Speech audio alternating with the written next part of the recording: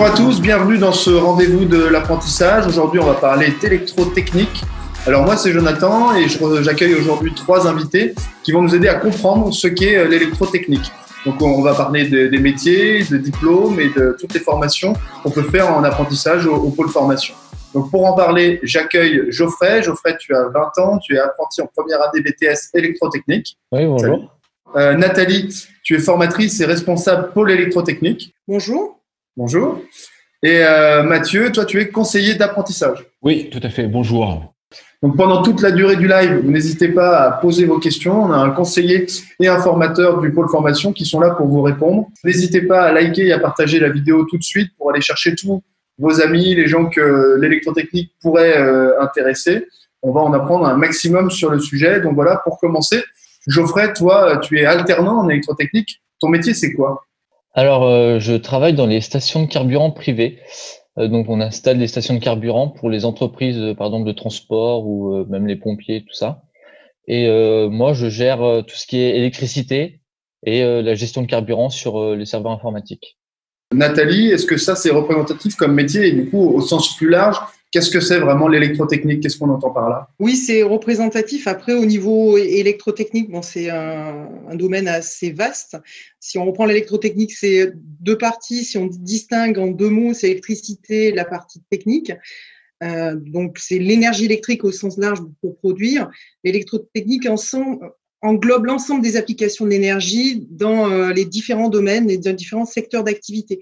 Si on résume un petit peu quelques secteurs d'activité pour voir un petit peu où on intervient, parce que c'est assez vaste, on peut intervenir dans les réseaux de production, dont les centrales électriques, le transport d'énergie pour venir alimenter au niveau des particuliers, donc les bâtiments résidentiels, tertiaires et les grosses industries. Voilà, tout ce qui est urbain, routier, ferroviaire. Et on intervient donc pour gérer tout ce qui est industrie de production. Donc c'est vrai qu'on intervient dans pas mal de domaines avec différents métiers et différentes fonctions en fonction des niveaux d'études et des expériences professionnelles. Donc on peut avoir par exemple des apprentis comme Geoffrey qui font donc la réalisation et le câblage sur ces différents secteurs. Donc des techniciens câbleurs où ils vont faire le câblage, l'installation, le raccordement. Et on va avoir des gens qui après la réalisation vont faire les essais et la mise en service de tous ces équipements. Là, on imagine plutôt des applications chantier. Est-ce que c'est possible finalement de travailler dans un bureau quand on a un diplôme électrotechnique? Oui, c'est possible. On a différents métiers aussi qui sont plutôt au niveau des bureaux. On va avoir des chargés d'études qui vont réaliser tout ce qui est choix du matériel, le dimensionnement, par exemple, définir les sections de câbles, réaliser les dossiers techniques pour après réaliser, donc ce que je disais juste avant, réaliser les câblages et les armoires électriques. On a des techniciens méthodes aussi qui vont optimiser les différentes lignes de production et prendre en compte tout ce qui est normes, qualité, l'aspect financier et les délais pour optimiser les lignes derrière. Donc, on peut se retrouver à différents endroits. Également, au niveau, on va dire plutôt sur le terrain, on peut avoir des chefs de chantier donc qui vont plutôt piloter des équipes aussi. Bon, voilà, on commence à y voir un petit peu plus clair. Donc, si vous nous rejoignez, on est en train de parler d'électrotechnique. Là, vous venez de rater la définition. Mais vous pouvez quand même poser toutes vos questions sur le chat et les conseillers du pôle formation vous répondront. Maintenant, j'aimerais qu'on parle vraiment de la formation au sens propre, des diplômes, de l'alternance. Toi, quel a été ton parcours, Geoffrey, avant de devenir alternant? J'ai fait un bac technologique STI 2D et je voulais directement aller en BTS électrotechnique, mais donc j'avais pas assez de pratique, de technique. Du coup, on m'a proposé de faire un bac pro en 1 an, une prépa. Et du coup, c'est ce que j'ai fait. Donc, c'était aussi en alternance. Et après, à la fin de cette année, du coup, je suis arrivé en BTS électrotechnique en alternance. Ça offre des possibilités de rentrer tout de suite dans le monde du travail. Et beaucoup d'entreprises proposent des embauches à la fin des alternances, donc ça ouvre des portes. Mathieu, du coup, ce que nous explique Geoffrey, est-ce que c'est le parcours classique? Est-ce qu'il y a un parcours classique? Et surtout, les raisons qui l'ont poussé vers l'alternance, est-ce que c'est les raisons qui motivent la plupart des jeunes qui viennent en alternance? Alors, je pense pas qu'on puisse parler de parcours classique. Il y a des parcours différents, chacun le sien. Et ce qui est génial avec l'alternance, c'est que ça permet d'englober tous les parcours. On peut avoir des jeunes qui sortent du collège et qui vont vouloir faire de l'alternance. Donc voilà, donc il y a des parcours pour eux, CAP, bac, etc. Et puis d'autres qui vont arriver après avoir réalisé certaines choses, déjà peut-être un bac ou peut-être déjà un CAP, etc. Et puis d'autres qui vont continuer leurs études après le bac ou même après un BTS Voilà, donc les parcours classiques, je pense pas qu'on puisse en parler comme ça. Mais ce qu'on peut dire, c'est que l'alternance, c'est fait pour tout le monde et pour chaque profil. Et donc, il peut y avoir plein de raisons. On va dire quand même que les jeunes sont motivés à l'idée de concrétiser leur formation, de réaliser, et ça les booste vers l'alternance, effectivement. C'est vraiment quelque chose qui rend intéressant la formation, qui les motive et qui donc leur donne la possibilité de réussir leur diplôme et leur projet. Parce que ça, c'est un sujet, je pense, qui peut inquiéter certaines personnes qui nous regardent et qui s'intéressent à l'électrotechnique, qui se disent j'ai pas eu le bon bac, j'ai pas commencé dans la bonne voie. Finalement, c'est un peu venez comme vous êtes, quoi. Il n'y a pas de peu importe d'où vous venez, vous pouvez. Il y a des formations pour tout le monde. Exactement, on va vous prendre comme vous êtes, c'est la bonne formule, je pense, et donc derrière, on va vous accompagner. Alors, on vous donnera quand même quelques codes pour pouvoir parler aux entreprises, code vestimentaire, code d'attitude, de discours, etc. Mais venez comme vous êtes, bien au contraire, la diversité, ça fera la richesse de la formation des entreprises. Et derrière, n'ayez pas peur, les pôles formation sont là pour vous donner le savoir et l'accompagnement pour rentrer dans le métier en douceur, mais en même temps avec les bonnes compétences et derrière faire un bon parcours. Pour être vraiment clair, en fait, des fois, dans un bac pro, par exemple, on peut se retrouver avec des gens qui viennent vraiment de la filière la plus classique, c'est-à-dire, et avec des gens qui ont peut-être 5 ou 6 ans de plus qu'eux, qui sont pas exactement de la même génération. Ça, c'est possible. On a des mélanges comme ça dans les formations. Oui, on va retrouver plein de profils. On va retrouver aussi des gens qui ont des âges différents. Et donc, on va avoir une richesse, effectivement. Et c'est ça qui va grandement différencier entre l'apprentissage et le parcours dit classique ou initial. On va avoir toute une richesse de gens. Et ça rend les formations plus intéressantes parce que chacun peut avoir son petit parcours. Quelqu'un qui a 17 ans, qui va côtoyer quelqu'un de 22 ans, effectivement, ça enrichit, etc. On va dire aussi que les groupes dans les pôles formation sont pas forcément très grands. Donc derrière, on va pouvoir se sentir dans une petite équipe, mais en même temps avec une richesse et une diversité. Et voilà, et on va faire son parcours en ayant la possibilité de s'enrichir d'expérience et en entreprise et de pratiquer, etc. Nathalie, en termes de diplôme, est-ce que tu peux nous faire un petit peu un éventail des diplômes vraiment qu'on peut passer et des prérequis pour chacun d'entre eux? Donc, au niveau des diplômes proposés au niveau des pôles formation, donc on peut partir du CAP, le bac pro, donc qui est fait en 3 ans, donc sortie troisième, sachant que suivant les profils, comme on disait tout à l'heure, il y a possibilité des réorientations et des fois il y en a qui repartent et qui font l'ensemble d'un bac pro, sachant qu'ils ont déjà fait peut-être une partie d'un autre bac pro au préalable. Ensuite, il y a tout ce qui est BTS, donc en 2 ans. Donc là où la possibilité pour entrer, donc il y a le bac pro métier, on va dire, qui vient au préalable. Il y a les bac S, bac STI 2D aussi possible. Et donc on étudie en fonction des différents cas de figure. Par exemple, comme Geoffrey, la faisabilité et éventuellement, comme on disait, de pouvoir faire une prépa pour adapter s'il y a besoin, en fonction des profils. On a aussi des licences pro, donc en 1 an, qui permettent de se spécialiser suivant ce qu'on souhaite faire derrière au niveau métier. Et puis des écoles d'ingénieurs, après donc un BTS, un DUT ou différents parcours. Alors là, on parle de diplôme. Moi, ça me fait penser à tout ce qui est formation. Comment ça se passe dans la période de formation, Geoffrey, tu peux nous expliquer?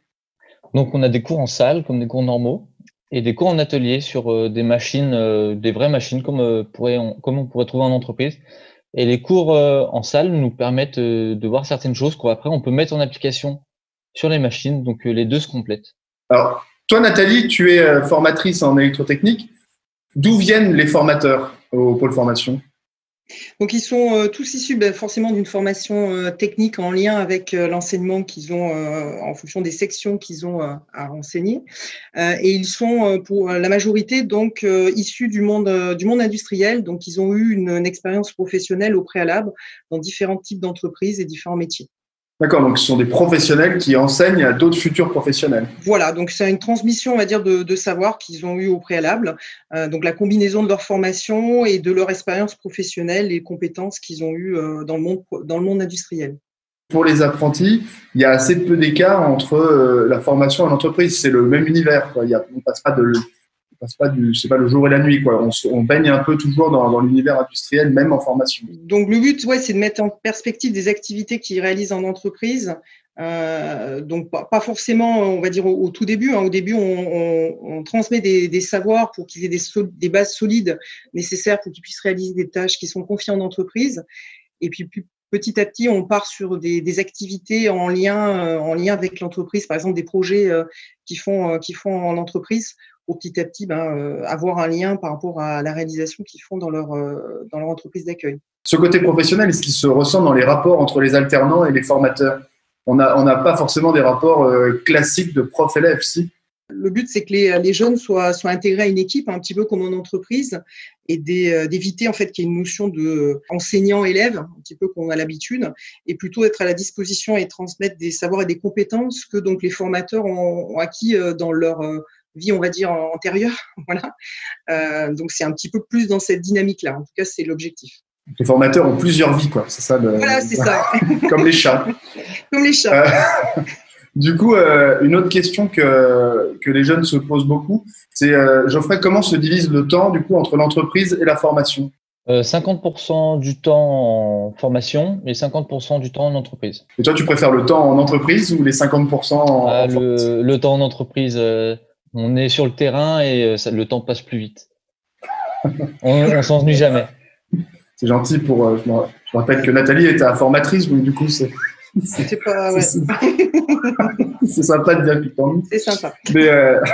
Mais du coup, qu'est-ce qui te plaît tant dans ton métier en fait? Parce que du coup, tu nous dis que le temps passe vite. Qu'est-ce qui est si plaisant à faire ce que tu fais? Ce que j'aime bien, c'est quand on voit le début du chantier, on suit son cours et qu'après on voit à la fin tout ce qu'on a réalisé et voir comment ça marche. Puis même s'il y a des problèmes, on gère, on répare. Enfin, c'est vraiment de suivre le chantier en intégralité, c'est vraiment bien. Oui, et puis alors, je pense qu'il y a des craintes aussi pour certains jeunes d'être considérés comme une sorte de stagiaire. Toi, t'es pas considéré comme un stagiaire ou en stage d'observation, tu fais réellement partie de la société, quoi. Ouais, oui. Même si, par exemple, on n'a jamais travaillé de sa vie, quand on arrive dans l'entreprise, on va apprendre beaucoup de choses et on va nous donner des responsabilités. C'est ça qui est bien. On va pas nous laisser sur le côté et nous dire tiens, juste regarde. Vraiment, on nous met au cœur de l'entreprise et on nous fait vraiment faire des activités. Du coup, ce que nous explique Geoffrey, Mathieu, est-ce que c'est partagé par les autres apprentis avec lesquels tu as des liens? Ouais, tout à fait. Les apprentis, en général, ont une grande satisfaction à réaliser en entreprise. On peut leur dire aussi que du coup, il y a beaucoup de monde qui s'y emploie côté entreprise. Hein. Il y a une véritable envie et souvent du maître d'apprentissage de donner des éléments, d'accompagner, de motiver, et parce qu'il y a une envie aussi d'avoir de la jeunesse dans les entreprises. Et donc, cette interaction et ce mélange fait qu'en général, les jeunes apprécient énormément et ça leur crée une grosse dynamique. Ouais. Et toi, justement, cette entreprise, Geoffrey, tu l'as trouvée comment? De quelle manière tu l'as contactée? Tu étais avec ton petit CV, faire tout un tas de boîtes et finalement, c'est ceux qui ont dit oui. Comment ça s'est passé? J'avais préparé un CV puis une lettre de motivation. J'en avais envoyé à quelques-unes. Et cette entreprise-là, en fait, m'a contacté directement pour me proposer un entretien d'embauche. Et donc, j'y suis allé, puis ils m'ont embauché. J'ai eu de la chance. Mais sinon, ouais, faut envoyer des CV, des lettres de motivation et voilà. D'accord. Et alors, ça aussi, c'est quelque chose, je pense, Mathieu, qui peut effrayer un petit peu les jeunes, ce côté envoyer mes CV, ma lettre de motivation. En plus, on n'a pas forcément beaucoup d'expérience sur son CV. Et de quelle manière, toi, tu les accompagnes à ce niveau? Ouais, alors effectivement, les jeunes, ils ont beaucoup d'angoisse au départ à l'idée de rechercher une entreprise. C'est pour ça que les pôles formation mettent en place des gens pour les accompagner, hein, les conseiller. Et derrière, effectivement, le travail, ça va être déjà de les écouter, de les accompagner, leur donner déjà quelques codes de discussion, d'échange, réaliser des CV, lettres de motivation, et ensuite de les aider carrément à les mettre en relation avec des entreprises. On peut imaginer soit en envoyant leur CV aux entreprises, ou alors aux entreprises qui pourraient avoir des missions, ou alors même en organisant des job dating, par exemple, donc des entreprises présentes sur un endroit et les jeunes qui viennent un peu les rencontrer. Voilà, ça fait partie de toutes nos missions qui permettent effectivement de casser un petit peu cette angoisse, de casser un petit peu ce manque d'habitude, de rencontrer les entreprises. On est là, effectivement, on les accompagne et ça rend les choses plus faciles. On peut leur dire à ceux qui nous regardent que voilà, ils vont pas être laissés tout seuls avec leur CV et leur lettre, on va les aider. Ouais, alors ce qu'on leur propose effectivement dans les pôles formation, c'est qu'ils viennent s'inscrire assez rapidement en fait, qu'ils soient enregistrés au pôle formation. Et derrière, ça nous permet effectivement de regarder un petit peu leur dossier et de leur faire un accompagnement individualisé. Et c'est ça l'histoire, c'est qu'on va s'intéresser à chacun d'entre eux. Et grâce à ça, ils vont pouvoir avoir le sentiment d'avoir des codes qui leur correspondent et ensuite aller voir les entreprises ou même des entreprises qui pourraient directement les contacter. Donc, c'est un vrai échange. Avant de poursuivre et de continuer en parlant d'avenir et de rémunération, je voulais simplement encore une fois rappeler que justement, n'hésitez pas à poser toutes les questions que vous avez sur les inscriptions, sur les métiers, les diplômes, les recherches d'entreprise dont on vient de parler, l'hébergement. Il y a des conseillers qui sont là en ce moment pour vous répondre. Donc voilà, c'est le moment. N'hésitez pas. Alors du coup, on a un petit peu parlé. En termes de rémunération, toi, Geoffrey, combien tu gagnes? 1 200 € par mois. Et du coup, c'est un vrai salaire en fait. Ça te permet de vivre. C'est ça. Surtout quand on est jeune, que par exemple certains vivent encore chez leurs parents ou quoi, et ça permet de vraiment bien débuter dans le monde du travail. En sachant même de mettre un peu d'argent de côté. C'est ça. Après, c'est pas tout le monde comme ça, sachant que moi c'est ma 2e année dans cette entreprise, vu que j'ai fait ma préparation bac pro chez eux aussi. Donc tout dépend des entreprises. Et ça, Nathalie, ça varie de quelle manière en fait en fonction des âges et des niveaux? Donc la rémunération varie selon l'âge, l'année de formation, donc comme disait Geoffrey, et puis de l'entreprise. Ça dépend des secteurs, on va dire, d'activité des entreprises. Ça peut varier de 400 € jusqu'à 1 200 € par mois. D'accord. Donc Geoffrey est plutôt dans la tranche haute. Dans la tranche haute, oui. Ok. Et par rapport à l'alternance d'une manière plus globale, Geoffrey, toi, comment ça a été ressenti par ton entourage, par tes amis, tes parents, tes proches, quand tu as dit que tu voulais partir dans l'alternance? Ma famille, ils étaient très contents, justement, de voir que je m'intéressais un peu pas que de la théorie, de vouloir mettre aussi en pratique, travailler, de commencer à vraiment entrer dans la vie active. Mes amis, donc j'ai aussi des amis avant l'apprentissage qui sont aussi venus en apprentissage. Ok. Et du coup, alors maintenant, pour parler un petit peu d'avenir, c'est quoi la suite pour toi, Geoffrey? Attention, ta formatrice regarde. Du coup, dis-nous un petit peu comment tu vois ton évolution maintenant. Déjà, finir le BTS, avoir le BTS. Ensuite, dans l'entreprise, vu que je me sens très bien dans cette entreprise et que normalement, si tout se passe bien, ils m'ont proposé de m'embaucher à la fin de mon apprentissage, je devrais rester chez eux. Après, par exemple, je ne pense pas poursuivre sur une licence pro. Donc, je pense juste aller travailler dans cette entreprise. Ok. Ça, Mathieu, c'est quoi? C'est la voie un petit peu normale. Je fais mon BTS, je me fais embaucher dans la boîte dans laquelle j'ai fait mon apprentissage. Quel est un petit peu comment est-ce que ça se passe en général pour les apprentis? Alors, encore une fois, la voie normale est un petit peu particulière. Chaque jeune a son parcours, chaque jeune a ses possibilités, et c'est ça qui va être intéressant. On peut peut-être rappeler que certains vont commencer sur un niveau CAP et enchaîner ensuite le parcours CAP, bac pro, voire BTS. Donc, du coup, il y a des enchaînements possibles de ce côté-là. Il y a des enchaînements. Donc, après chaque diplôme, finalement, on peut commencer à travailler, comme va faire Geoffrey. Après le CAP, après le bac, etc. Mais on peut continuer effectivement BTS et ensuite enchaîner. On peut imaginer des licences, des écoles d'ingénieurs. Et dans ces diplômes-là, licence et école d'ingénieur, on peut imaginer des spécialisations en automatisme, en robotique ou dans encore d'autres domaines. C'est assez large, assez vaste. Et donc, en fait, il n'y a pas de parcours classique. Il y a vraiment qu'est-ce qu'on a envie de faire, qu'est-ce que chaque jeune imagine, travailler, continuer, se spécialiser.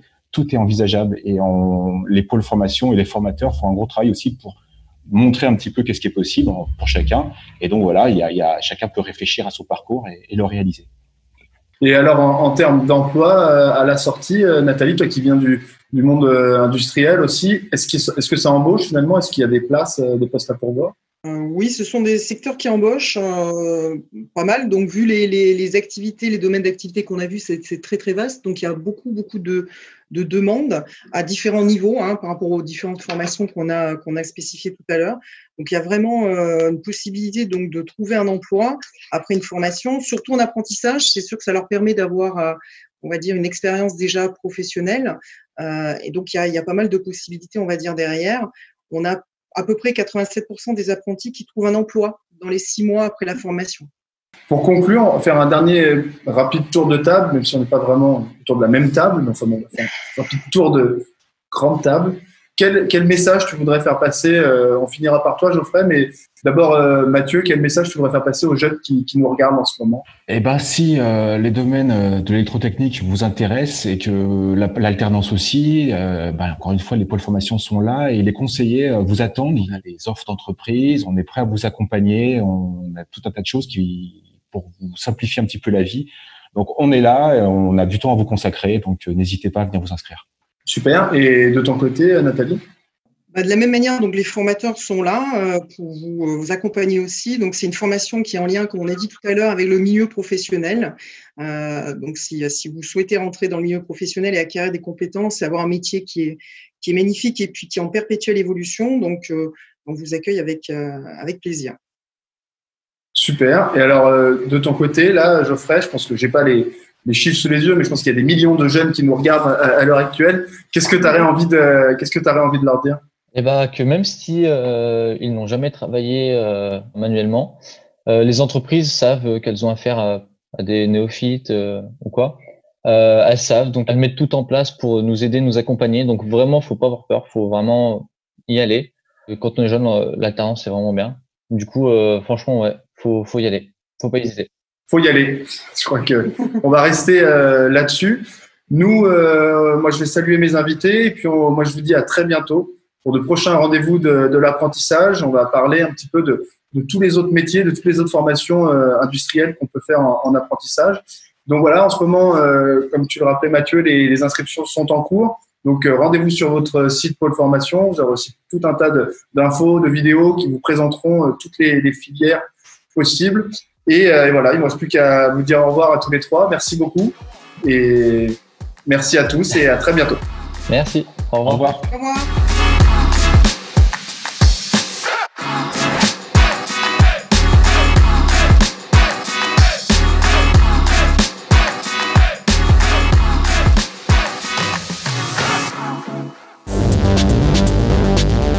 Faire quelque chose de concret.